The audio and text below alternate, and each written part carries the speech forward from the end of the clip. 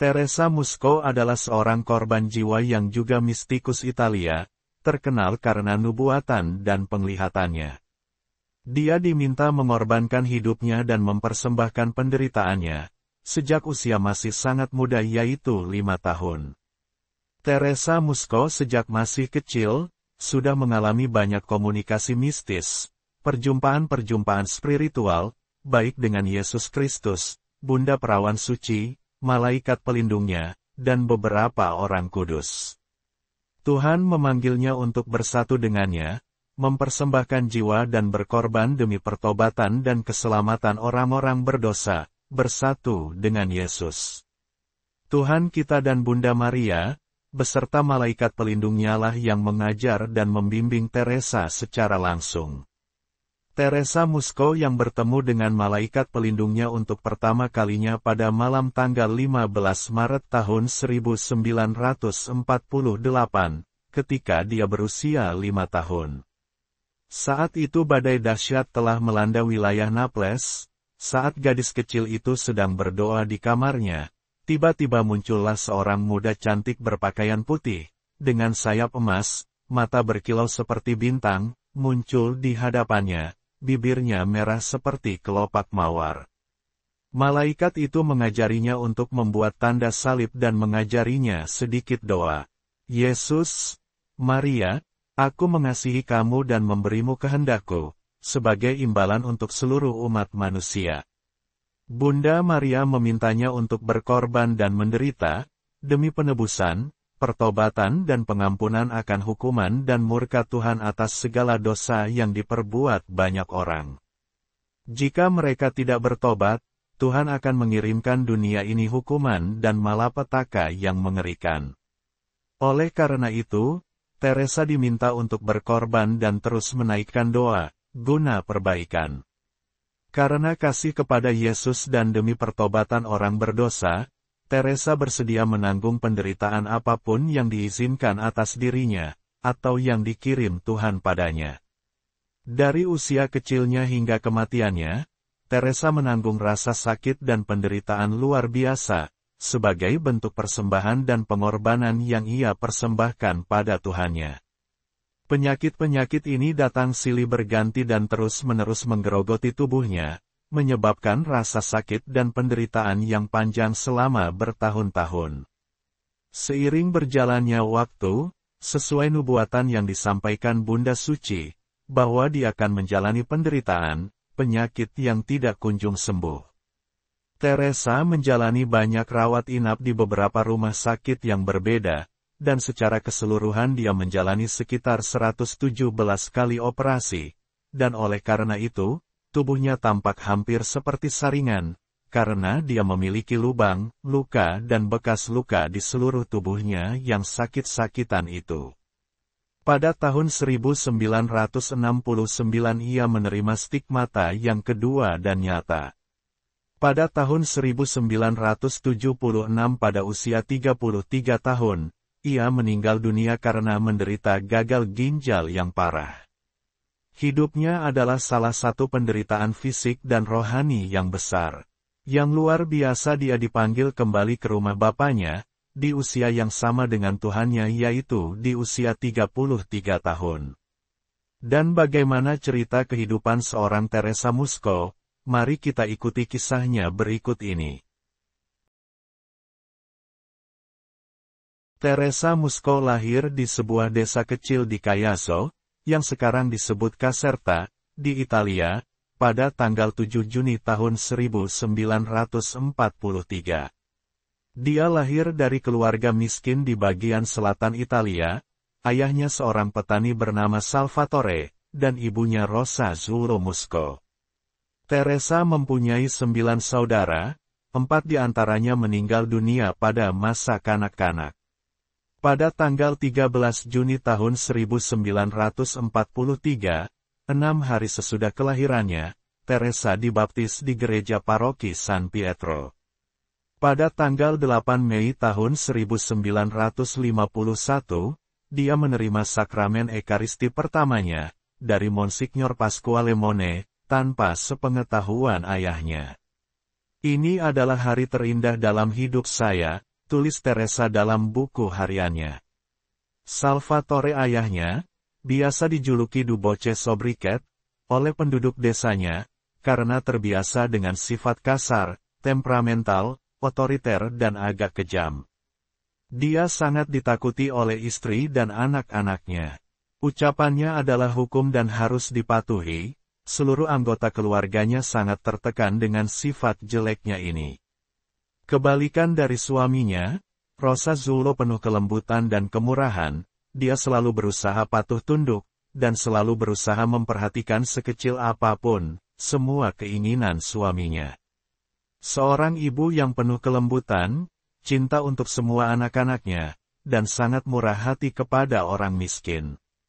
Terlepas dari kekasaran suaminya Salvatore, Rosa seorang Kristen yang sangat saleh dan sangat taat. Dia yang selalu berusaha menjadikan keluarganya, menjadi keluarga yang sangat Kristen. Di mana dia selalu berusaha menempatkan dirinya sebagai teladan bagi anak-anaknya, tentang ketaatan dan kesetiaan pada iman Kristen. Ibunya selalu menanamkan dalam hati anak-anaknya, dasar-dasar pertama dari ajaran gereja. Mengajarkan mereka untuk selalu berdoa kepada Yesus, berdevosi kepada Bunda Perawan Suci, dan orang-orang kudus. Dia juga mengajarkan mereka untuk menjauhkan diri dari kejahatan, dan selalu untuk mempraktikkan kebaikan. Dialah ibu yang membawa damai dan kehangatan di rumahnya, di balik kekasaran ayah mereka. Teresa tumbuh di masa kecil yang sangat sulit, pada saat kelahirannya Perang Dunia II sedang berkecamuk di Eropa. Perang menyebabkan kondisi ekstrim di banyak wilayah di Italia, khususnya di wilayah bagian selatan. Tahun-tahun pertama hidup Teresa diselingi oleh kengerian perang, kelaparan, yang menyebabkan penderitaan besar bagi pasangan, bagi anak-anak, dan bagi banyak remaja. Dengan bergabungnya berbagai kekuatan, serta penggunaan senjata meriam dalam pertempuran, mereka melakukan teror dan intimidasi kepada para petani miskin. Mereka merampas hasil pertanian juga menjarah harta benda penduduk. Kemiskinan kini merajalela, Teresa dan keluarganya jelas sangat menderita, karena dampak perang ini. Keluarganya sering kekurangan makanan dan kebutuhan hidup sehari-hari lainnya. Ini sangat membebani ayahnya Salvatore, menyebabkan dia lebih mudah tersinggung, juga menyebabkan dia sering mengutuk dan mengumpat. Teresa mulai melakukan pekerjaan rumah tangga pada usia yang sangat muda, dan belajar sejak dini pelajaran pengorbanan diri untuk kepentingan orang lain, karena seluruh hidupnya adalah salah satu pengorbanan dan persembahan. Dia kadang sakit-sakitan, menderita berbagai macam penyakit, mungkin disebabkan oleh kekurangan nutrisi karena kemiskinan yang diakibatkan oleh efek perang. Hal yang paling menonjol dalam hidup Teresa adalah kehidupan doanya, pengabdian serta kedewasaannya, yang tidak biasa ada pada seorang anak kecil seusianya. Seperti semua anak seusianya, di masa kecilnya, Teresa juga memiliki momen di mana dia menjadi pemberontak. Teresa di masa kecilnya, sangat aktif dan agak nakal.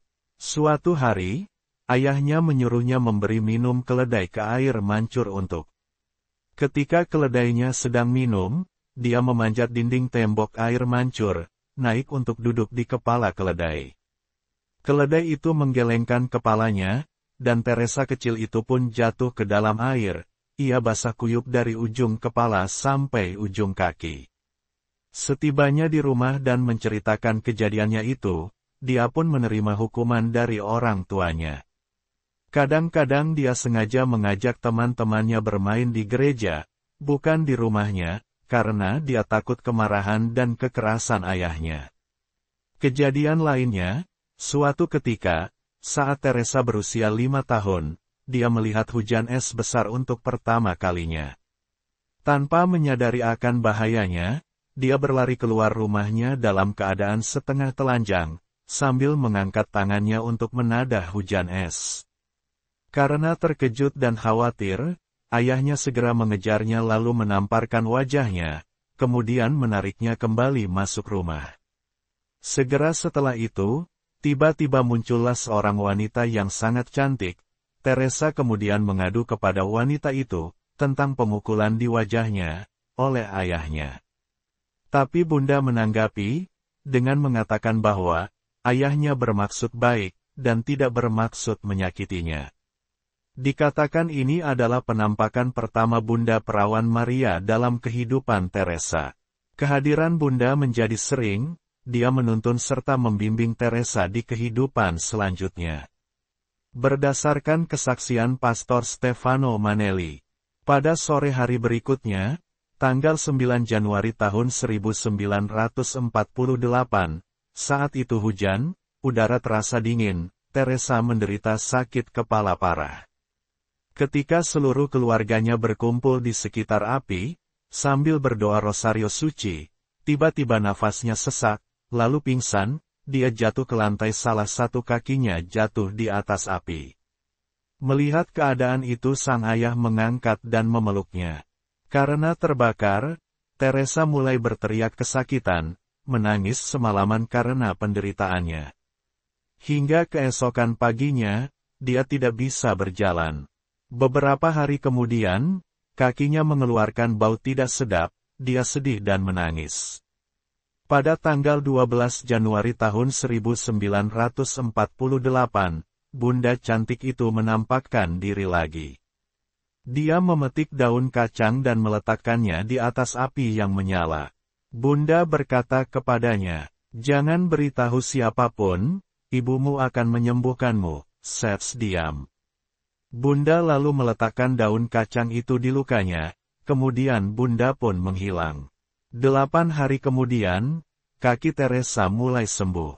Pada tanggal 17 Januari dia bangun dan pergi bermain dengan teman-temannya. Ketika mendengar suara lonceng gereja, Teresa berlari untuk berdoa di gereja. Di sana, sekali lagi dia melihat Bunda cantik, yang sekali lagi meletakkan beberapa lembar daun kacang panggang di kakinya. Pada tanggal 21 Januari lukanya sembuh tidak berbekas. Untuk berterima kasih pada Bunda, Teresa melakukan pengorbanan kecil, dia berpantang makan karamel dan coklat. Kemudian ketika Bunda menampakkan diri lagi, ia berkata kepadanya, "Putriku, aku adalah ibu surgawimu, yang membimbingmu di sepanjang jalan yang menyenangkan putraku yang terkasih. Aku senang dengan pengorbanan yang kamu tawarkan kepadaku, tetapi aku ingin itu terus berlanjut." Meski di usianya yang masih muda ini, Bunda Perawan tampaknya tidak ingin menunda untuk memberitahu Teresa, bahwa kelak di masa depan ia akan meninggalkan rumah ayahnya, dan pergi ke Caserta. Di sana kamu akan bertemu dengan seorang wanita kecil, rambut beruban, mata hitam, dialah yang akan membantumu dalam kesulitanmu. Dia akan menjadi ibu rohanimu. Pada tanggal 1 Maret tahun 1948, Bunda Perawan hadir bersama ibu rohani masa depannya. Ibu rohaninya berkata singkat padanya, "Saya menunggumu di Caserta." Sambil mencium kening Teresa, ia pun menghilang bersama Bunda Suci. Pada malam tanggal 19 Maret tahun 1948, di usia 5 tahun, Teresa kecil bertemu dengan malaikat pelindungnya untuk pertama kalinya. Saat itu badai dahsyat melanda wilayah Napoli. Ketika Teresa sedang berdoa di kamarnya, tiba-tiba muncullah seorang muda cantik berpakaian putih, dengan sayap emas, mata berkilau seperti bintang, bibirnya merah seperti kelopak mawar, muncul di hadapannya, dia mengajarinya membuat tanda salib, dan mengajarinya sedikit doa. Pada tanggal 21 Maret malaikat pelindungnya menyuruh Teresa melafalkan doa bersamanya. Selanjutnya setiap pagi, malaikat datang mengunjunginya dan berdoa bersamanya. Teresa berdoa untuk orang-orang berdosa, untuk pembebasan di api penyucian dan untuk keselamatan jiwa-jiwa. Setelah selesai malaikat itu pun menghilang. Mengenai kehadiran Bunda dalam hidupnya, Teresa sendiri menulis dalam buku hariannya. Saya mengatakan, bahwa sejak di tahun ke-6 saya dan seterusnya, Bunda Surgawi telah memperlakukan saya dengan preferensi khusus. Dia bersama saya ketika saya melakukan pekerjaan rumah, ketika saya berdoa, dan bahkan ketika saya bermain, saya merasa diri saya dipanggil. Ketika saya sakit, dia ada di dekat saya. Dia adalah pelindung dan penghibur saya. Satu hal yang selalu dia tekankan dan berkesan pada saya adalah, persembahkan pengorbanan dan penderitaanmu bagi orang berdosa. Suatu hari, ketika dia masih sangat muda, Yesus bertanya kepadanya, "Teresa, apakah kamu mengasihi aku?" Gadis kecil itu segera menjawab, "Ya." Lalu ia bertanya kepada Yesus, "Dan engkau, apakah engkau mengasihi aku?" Yesus menjawab bahwa, dia sangat mengasihinya sehingga dia akan rela disalibkan lagi hanya untuknya. Dan pertanyaan Yesus, "Apakah kamu mengasihi aku?" membuat kesan yang mendalam di hati Teresa kecil, dan jawabannya yang penuh sukacita adalah, "Ya, ya, selalu ya." Yesus memanggilnya untuk bersatu dengannya untuk pertobatan dan keselamatan orang-orang berdosa. Dan, ya, miliknya semakin dekat dengan dirinya. Untuk bersatu dengannya, dan menjadi seperti dia harus menderita dan belajar untuk berkorban bagi orang lain. Dan dengan demikian, dimulailah misi yang menyakitkan, namun penuh sukacita sebagai jiwa korban yang telah Tuhan berikan kepadanya. Dia tidak hanya dibimbing oleh Yesus Tuhannya dan Bunda Maria di usia mudanya, tetapi juga oleh malaikat pelindungnya, yang selalu mengajarinya untuk membuat pengorbanan dan mempersembahkan dirinya, dalam persatuan dengan Kristus. Panggilannya untuk menderita dalam persatuan dengan Yesus, untuk keselamatan jiwa-jiwa. Bagi Teresa, jalan menuju persatuan dengan Yesus adalah jalan salib, dan Yesus sendirilah yang menunjukkan hal ini kepadanya, dalam penglihatan tentang dirinya memikul salib, menderita dan berdarah di sepanjang jalan. Kemiskinan keluarga Salvatore sangatlah ekstrim, ditambah serangan epidemi flu saat itu, situasinya menjadi lebih buruk, anggota keluarganya hanya bisa terbaring di tempat tidur. Sekali lagi, Teresa menghadap Bunda Suci, memohon bantuannya. Tiba-tiba datanglah seorang malaikat, sambil mengatakan bahwa dia diutus Bunda Suci, untuk memberikan sejumlah uang. Uang kira-kira sebesar 50.000 lire, dan itu cukup untuk persediaan belanja 1 minggu. Malaikat itu meminta agar semua ini dirahasiakan. Teresa lalu memberikan uang itu pada ibunya. Ibunya sangat senang mendapatkan uang itu, ia lalu pergi berbelanja bahan makanan, untuk persediaan mereka selama seminggu ke depan.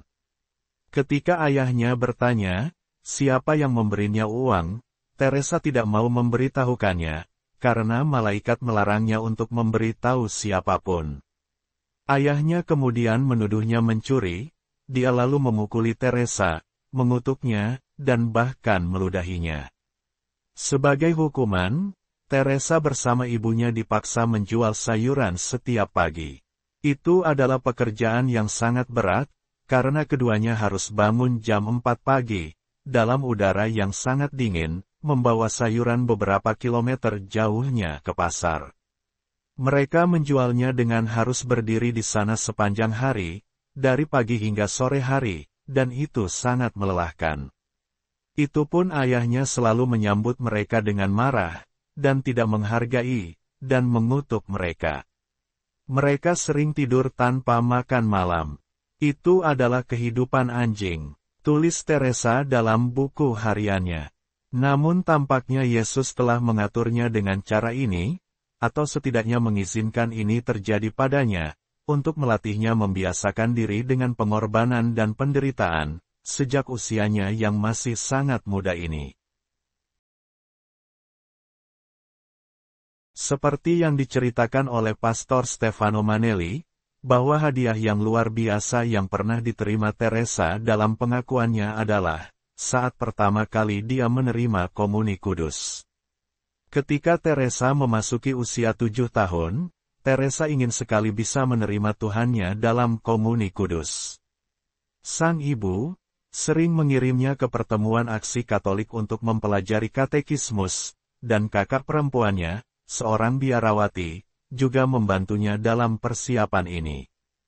Tapi ayahnya bersikukuh menolaknya dengan keras. Keputusan ini tidak bisa digoyahkan oleh siapapun. Pada tanggal 10 Januari tahun 1950, saat berada di tempat tidurnya, Teresa merasakan sakit yang berdenyut-denyut. Tiba-tiba Yesus menampakkan diri dan mengulurkan tangan kepadanya, sambil menyuruh Teresa mempersiapkan dirinya untuk menerima Kristus dalam komuni kudus.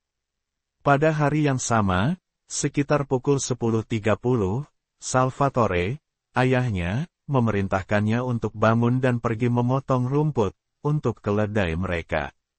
Teresa patuh, ia segera bangun dan pergi ke ladang, untuk memotong rumput seperti yang diperintahkan ayahnya. Saat asyik bekerja, tiba-tiba Teresa mendengar suara yang berkata kepadanya, "Ada salah satu rumahku di sini." Teresa lalu bangkit berdiri, dan melihat sekelilingnya. Dia melihat sebuah gereja, yang tidak jauh dari sana. Lalu dia menghentikan pekerjaannya dan segera pergi ke sana. Ketika dia masuk gereja itu, dia menyadari bahwa di sana orang-orang sedang merayakan misa pernikahan. Sesaat pandangan Teresa tertuju pada seorang imam, yang berada di ruang pengakuan dosa. Teresa kecil pun mendekati ruangan itu, dia melakukan pengakuan dosanya. Meski dengan langkah gugup dan takut, seperti biasanya anak yang baru pertama bersiap menerima Tuhannya dalam Ekaristi, akhirnya dia berhasil menyambutnya. Inilah komuni pertama Teresa, yang ditulisnya dalam buku hariannya, sebagai hari yang terindah dalam hidupnya. Hari itu, dia melihat di altar seperti nyala api yang sangat besar, nyala api yang sekarang menyala selamanya di hatinya. Tanpa sempat mengucap syukur, dia bergegas pergi dari situ, karena tugas dari ayahnya belum diselesaikannya. Dia kemudian berlari ke lapangan, lalu mengumpulkan potongan rumput ke dalam karung, kemudian pulang ke rumahnya tanpa memberitahukan apa yang dia jalani di gereja tadi. Sejak hari itu atau kapanpun dia sempat, untuk pergi ke gereja di desa-desa terdekat, dia akan pergi diam-diam ke sana, untuk menerima komuni kudus dengan damai, tanpa diketahui oleh keluarganya terutama ayahnya, karena Teresa merahasiakannya sendiri. Lebih dari setahun kemudian, tepatnya tanggal 1 Mei tahun 1951, di saat ia berusia 8 tahun, ayahnya akhirnya mengizinkannya untuk melakukan komuni pertamanya. Tapi, ketika saat itu Teresa memberitahu ayahnya, bahwa dia sudah melakukannya komuni pertama setahun yang lalu, ayahnya tidak mempercayainya. Dia lalu memukul kepala Teresa, dan menganggapnya berbohong. Pada tanggal 11 Juli tahun 1950, di usianya yang ke-7, Bunda Perawan menampakkan diri pada Teresa, dan berkata, "Putriku, kamu diminta untuk banyak menderita, kamu harus pergi dari satu rumah sakit ke rumah sakit lainnya, dari satu dokter ke dokter lainnya, dan tidak ada yang dapat membantumu menyembuhkan penyakit yang akan Tuhan kirimkan kepadamu. Penderitaan ini diperlukan, karena dosa-dosa dunia ini besar. Terlalu banyak orang terus menusuk hati putraku. Jika mereka tidak bertobat, Tuhan akan mengirimkan hukuman dan malapetaka yang mengerikan kepada dunia ini. Oleh karena itu, saya memintamu untuk berdoa dan melakukan perbaikan," demikian ucap Bunda. Pada tanggal 1 November tahun 1950, pada pesta semua orang kudus, sebelum misa dimulai, seorang imam mendekatinya, dan berkata, "Nak, saya sarankan agar kamu berdoa untuk jiwa-jiwa di api penyucian, berdoa bagi mereka yang tidak memiliki siapapun." "Siapa kamu?" tanya Teresa. "Saya Padre Pio," jawabnya, sambil tersenyum. Yesus menyuruhku memberitahumu berita ini, suatu hari kamu akan menjadi seperti aku. Lihatlah, kata Padre, dan ia menunjukkan luka stigmata di tangannya, lalu dia memberkati Teresa dan menghilang. Pada tahun 1951, di usia 8 tahun, Teresa merasa sakit pertamanya, yang muncul diawali sakit kepala, yang terkadang terasa kuat. Penyakit-penyakit aneh muncul secara sistematis, seperti yang telah dikatakan Bunda Suci padanya.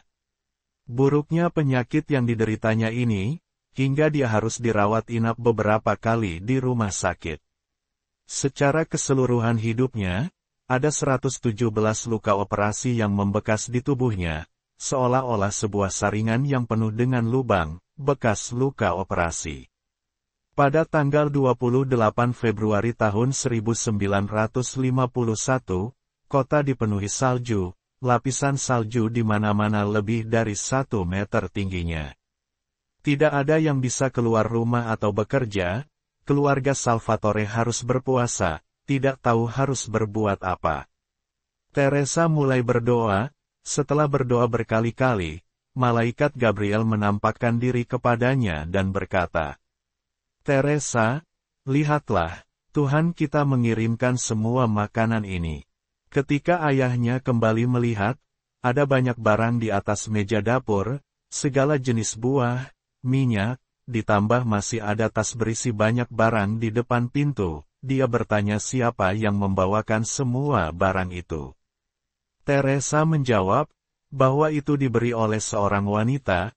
Mendengar itu, ayahnya menjadi sangat marah. Dia lalu mulai memukulinya, sambil berkata, Sudah berapa kali aku mengatakan padamu, bahwa kamu tidak boleh mengambil apapun dari siapapun. Teresa menulis dalam buku hariannya, Saya tidak tahu, siapa yang meletakkan tas itu di depan pintu, tetapi buah dan minyak di atas meja, itu diletakkan oleh malaikat. Dia mengeluarkan barang-barang itu dari kantong jubah miliknya.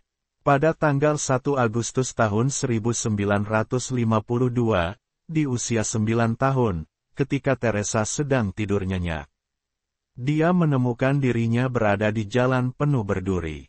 Di sana dia bertemu dengan Yesus yang disalibkan. Yesus bertanya kepadanya, Putriku yang kecil, maukah kamu menolongku meninggalkan salib ini untuk sementara waktu? Ya, jawabnya segera. Pada saat itu juga, Teresa merasa dirinya dicengkram oleh orang-orang, yang mengulurkannya di kayu salib dan memaku dirinya di kayu salib. Teresa pun tersentak terbangun dari tidurnya, dia tiba-tiba menyadari ada luka yang menyakitkan muncul di tangan, kaki, dan dekat jantungnya. Pada awalnya Teresa ketakutan, tetapi kemudian dia teringat pertemuannya dengan Padre Pio, yang telah menunjukkan stigmatanya kepada Teresa, dan mengatakan, Suatu hari nanti, kamu akan menjadi seperti aku. Setelah itu beberapa hari kemudian luka stigmata itu pun menghilang sementara, dan kembali lagi pada beberapa tahun kemudian. Inilah luka suci stigmata yang diterima Teresa untuk pertama kalinya, di usianya yang masih sangat muda, yaitu di usia 9 tahun. Pada tanggal 20 Februari 1952, Direktur Sekolah dan Serikat Pekerja mendatangi Salvatore. Mereka memperingati dengan keras, agar Salvatore segera menyekolahkan kedua anaknya yang sudah cukup umurnya. Akhirnya Teresa masuk ke sekolah di usianya yang ke-9, meskipun ayahnya masih merasa berat dan tidak senang. Setiap hari dia harus bangun jam 4 pagi, melakukan pekerjaan rumah, pergi misa, dan kemudian baru berangkat ke sekolah. Meskipun ayahnya selalu berusaha menghalanginya untuk bersekolah, dia hanya ingin Teresa hanya memotong rumput saja untuk keledai mereka.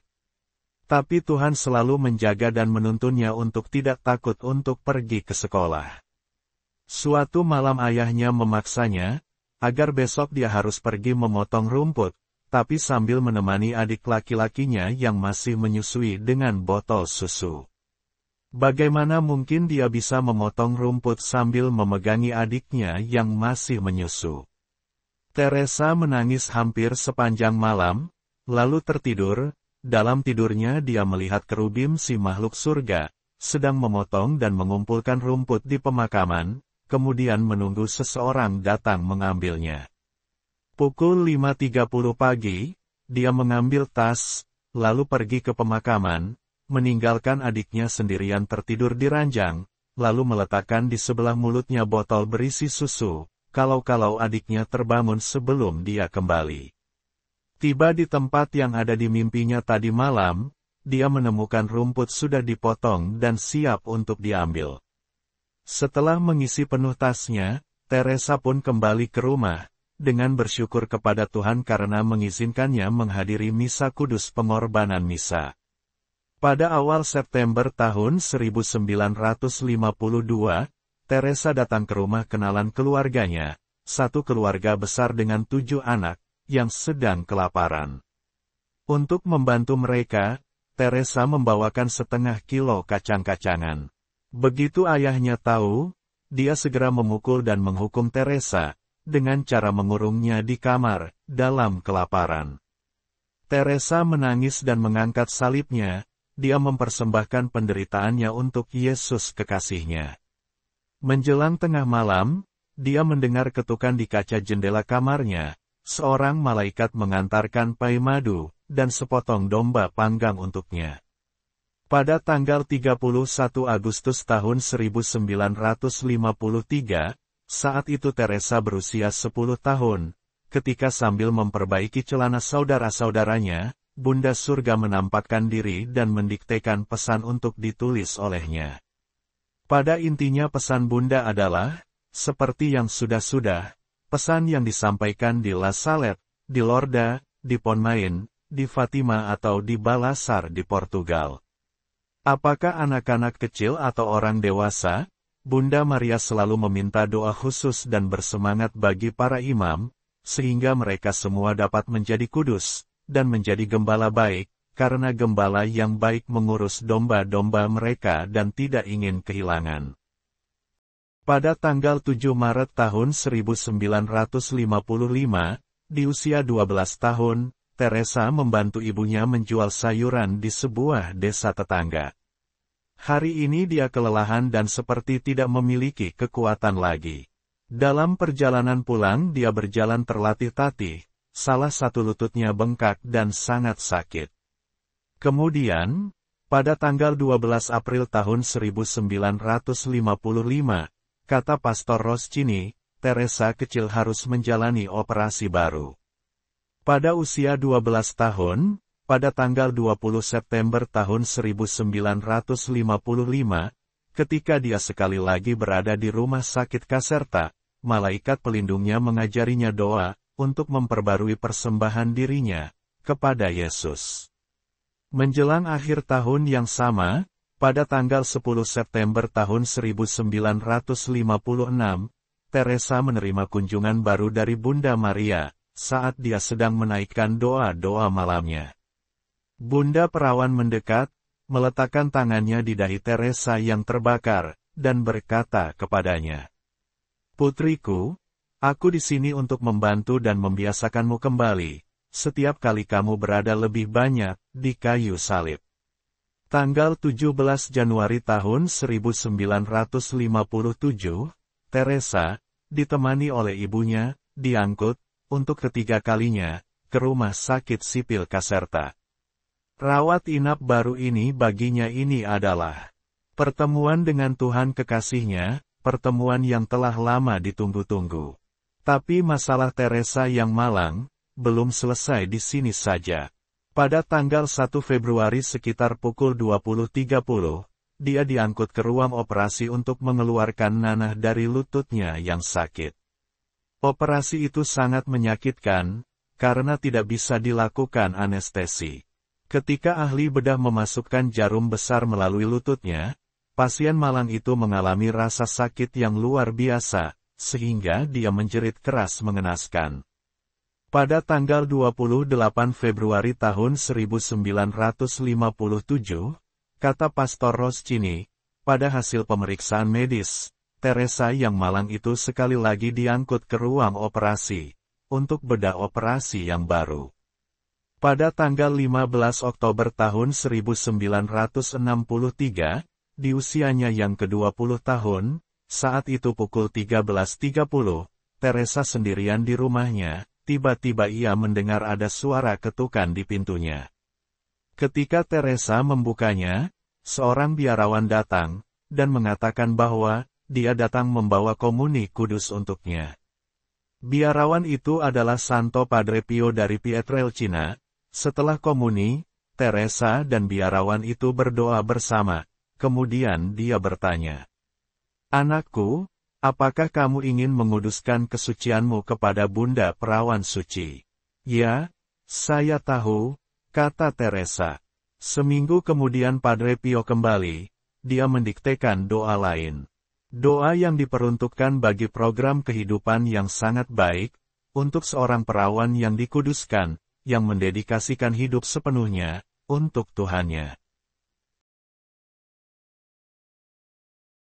Menerima Yesus dalam komuni kudus, adalah segalanya bagi Teresa, dia merasa tidak akan bisa hidup tanpanya.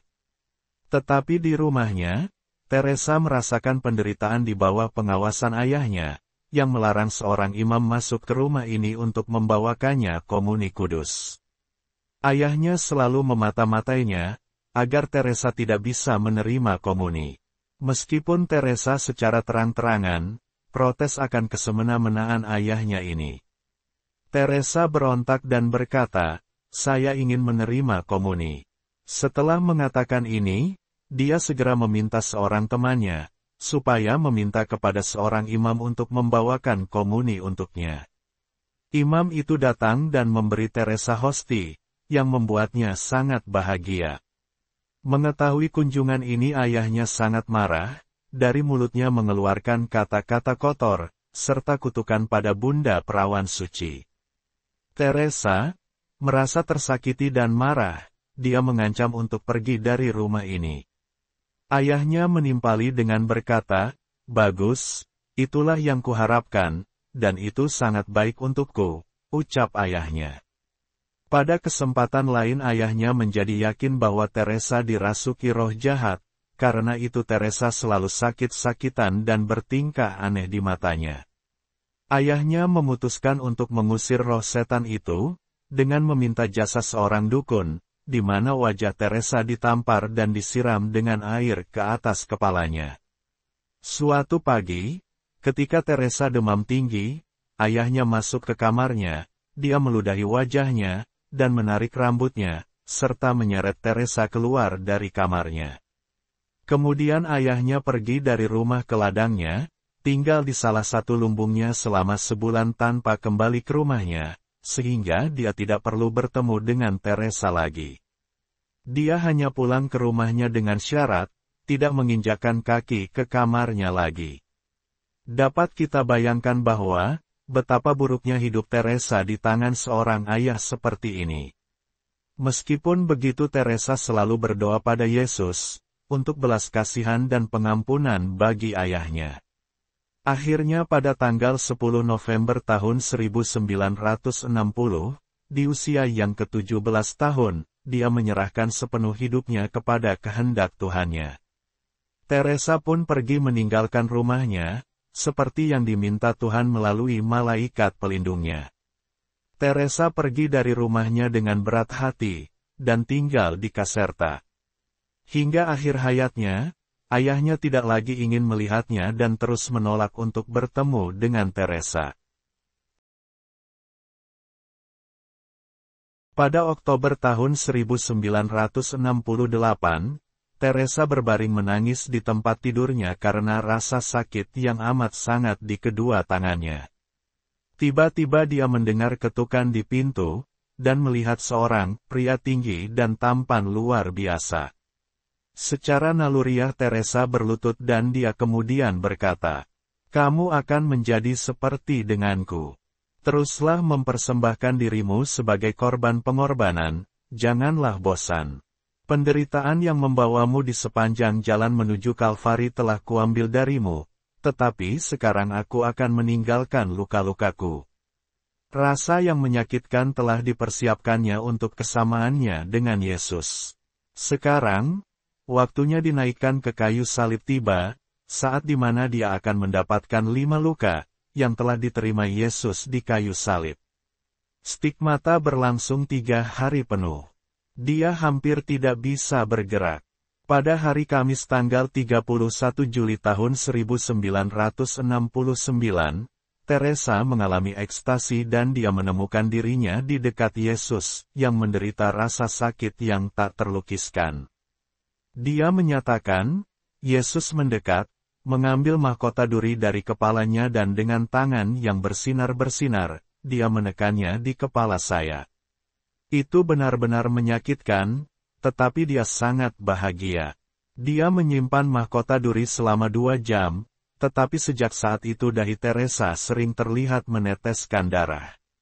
Beberapa bulan kemudian, Teresa mengungkapkan bahwa dia juga berbagi cambuk Yesus. Setiap hari Selasa, Kamis dan Jumat, Yesus memberi saya hadiah ini, dia mengizinkan saya merasakan beberapa pukulan cambuknya, dan itu sangat menyakitkan. Akhirnya dia menerima luka jantung. Pada bulan Januari tahun 1970, Yesus menampakkan diri kepada Teresa. Putriku tersayang Teresa, aku menawarkan kepadamu luka di sisiku untuk keselamatan jiwa-jiwa. Teresa yang sangat gembira menjawab, ya, saya menginginkannya. Tapi Tuhan, bagaimana engkau bisa merendahkan bantuan seperti itu pada cacing rendah sepertiku? Kasih karunia surgawi datang beberapa hari kemudian ketika Yesus sekali lagi menampakkan diri dan menunjukkan kepadanya luka di sisinya, yang menuntun ke hatinya yang paling kudus. Teresa menatapnya dengan terpesona, dan tiba-tiba menemukan dirinya di atas bukit, dipaku di kayu salib, dalam rasa sakit yang tak terlukiskan. Seorang pria mendekatinya dan menusukkan tombak ke dalam hatinya. Saya merasakan daging robek dan rasa sakitnya sangat hebat sehingga saya pingsan. Ketika saya bangun, saya berada di tempat tidur saya, berlumuran darah. Seringkali Bunda Suci berbicara kepadanya tentang pentingnya berdoa, untuk jiwa-jiwa yang ditinggalkan di api penyucian. Ada banyak jiwa yang tidak bisa ke surga karena tidak ada yang berdoa, atau melakukan penebusan dosa bagi mereka. Teresa juga menerima permintaan dalam beberapa kesempatan doa dan pengorbanan bagi jiwa-jiwa yang ingin melihat Tuhan. Doa dan pengorbanannya, tampaknya telah memiliki makna di mata Tuhan, karena sejumlah besar dari jiwa-jiwa suci yang terbebas, datang untuk berterima kasih kepada Teresa muda. Pada sore hari tanggal 2 November tahun 1962, ketika dia asyik dalam doanya, tiba-tiba dia melihat di dalam kamarnya dipenuhi sejumlah besar orang yang tersenyum gembira, mereka mencoba membelai dan menyambutnya. Dalam ketakutannya, Teresa bertanya kepada mereka, siapakah mereka, dan bagaimana mereka masuk, padahal pintu kamar sudah terkunci. Salah satu dari mereka berkata kepadanya, Teresa, apakah kamu tidak mengenali kami? Teresa menjawab bahwa, dia belum pernah melihat mereka, dan tidak tahu siapa mereka. Dengan perasaan yang gembira mereka menjelaskan, bahwa mereka tersenyum bahagia karena kamu telah membebaskan kami dari rasa sakit api penyucian, demikian ucap mereka. Bapa Surgawi telah mengizinkan kami untuk datang, dan berterima kasih kepadamu. Setelah itu mereka pun semuanya menghilang. Dalam 1,5 tahun terakhir hidupnya, ada saat-saat ketika Teresa diliputi oleh kesedihan yang mendalam, karena dosa-dosa umat manusia dan pelanggaran besar, yang mereka lakukan kepada Yesus. Adanya banyak fenomena ajaib yang kasat mata terjadi di dalam kehidupan Teresa Musco, yang menandakan kesedihan Bunda. Ada banyak gambar Yesus dan Bunda Suci, yang mengeluarkan darah dan air mata.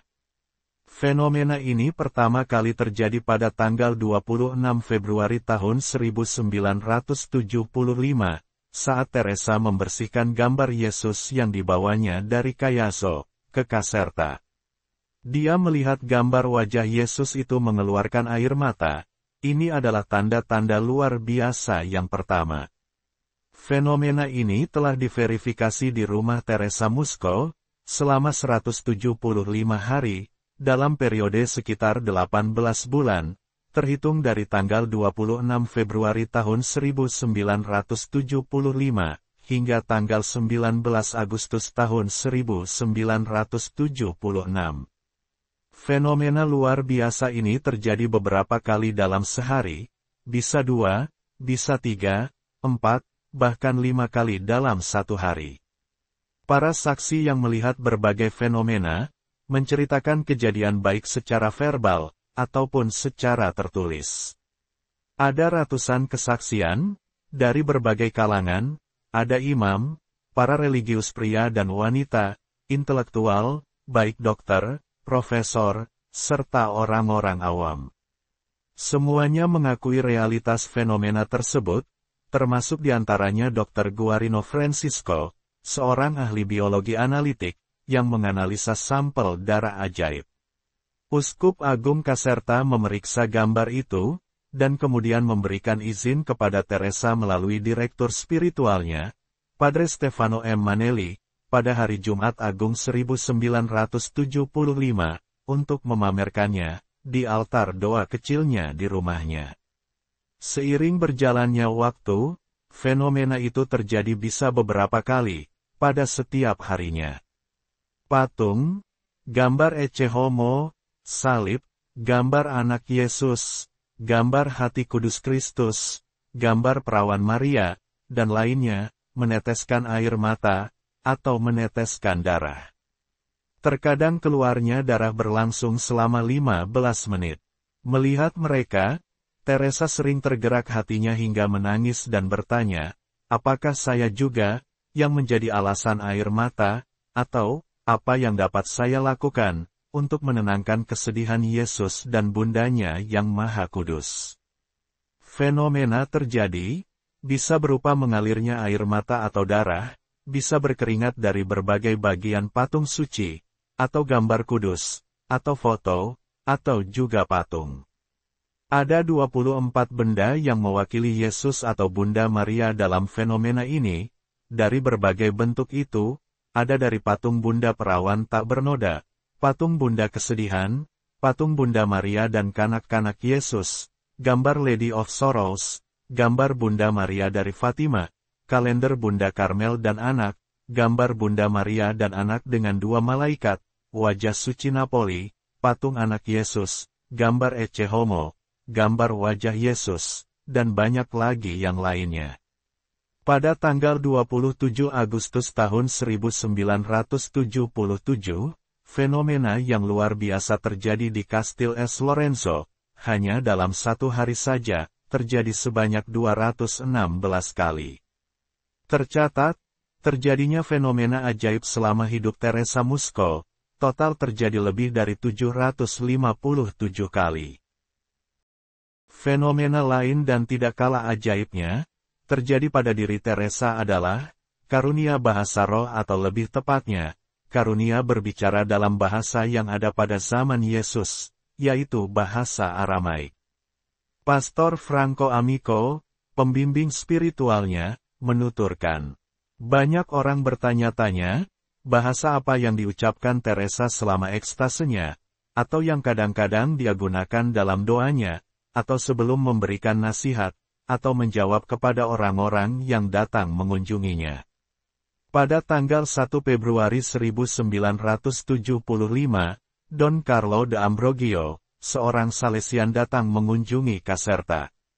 Imam ini, yang tinggal di Turin, dia adalah seorang Rasul Maria dan animator kelompok JAM, atau disebut Pemuda Maria yang bersemangat.